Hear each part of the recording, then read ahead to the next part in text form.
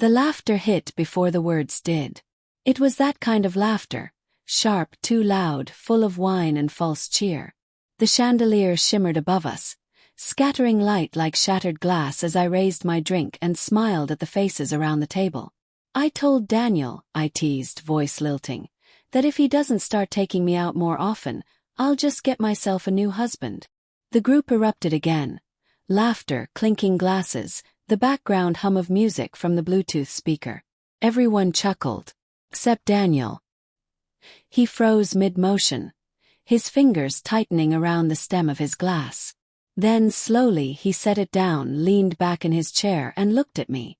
"That might not be hard," he said, voice even. "You've already been acting like someone's wife, just not mine." The laughter died as if the air itself had been sucked from the room. My smile faltered. "Daniel," I managed, my voice trembling slightly. "What are you talking about?" He didn't smile. "You really want me to say it here, Lily?" Something cold and electric pulsed through my body. His tone wasn't angry, it was measured, weary. That scared me more than fury ever could. "Daniel," I whispered, but he kept his gaze steady, unflinching. Marissa, my best friend, shifted uncomfortably beside me.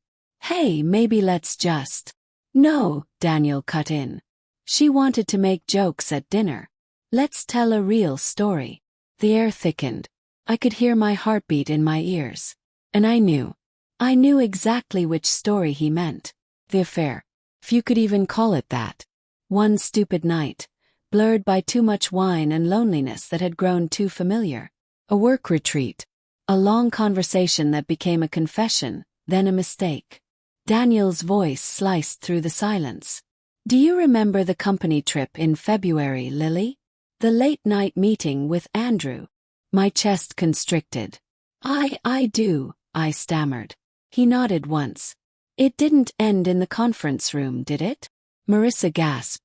Someone at the far end of the table murmured, "Oh my God!" The room felt dizzyingly small. I wanted to speak, to say something, anything, but my mouth was dry. It wasn't like that," I whispered. "It was a mistake. I told you that." "You told me nothing," Daniel interrupted. "You let me find out from him." The blood drained from my face. "He told you." Daniel let out a bitter laugh. "He thought I already knew. He apologized for crossing boundaries. Said he assumed our marriage was open." The word open hit me like a slap. I could feel every eye in that room burning into me. Pity, judgment, disbelief. My throat ached, but I couldn't look away from him. I wanted to explain, to tell him how lonely I'd felt, how his silence these past months had turned our house into a museum of unspoken things. But I knew how it would sound, selfish, weak. "Daniel," I pleaded, voice trembling, "please. Not like this." He looked at me a long time before saying quietly, "You're right. Not here." But the silence that followed was worse than the confrontation. One by one, our friends excused themselves, muttering goodbyes that hung awkwardly in the air. When the last door closed, the only sound was the faint hum of the refrigerator and my own shallow breathing. Daniel stood at the sink, rinsing his glass as though nothing had happened. "Why did you do that?" asked finally. "Why humiliate me like that?" He didn't turn around.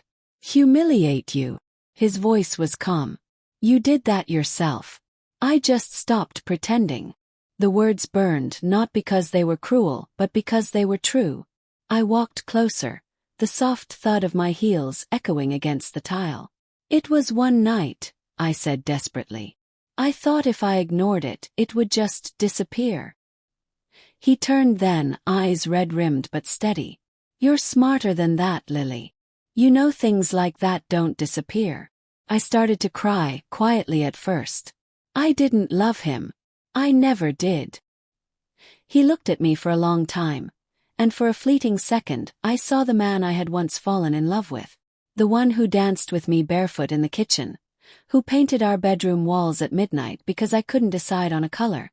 "I know," he said finally. "That's what makes it worse." The clock ticked between us. Each second felt like something dying. I whispered, Can you ever forgive me? He sighed, turning toward the living room window.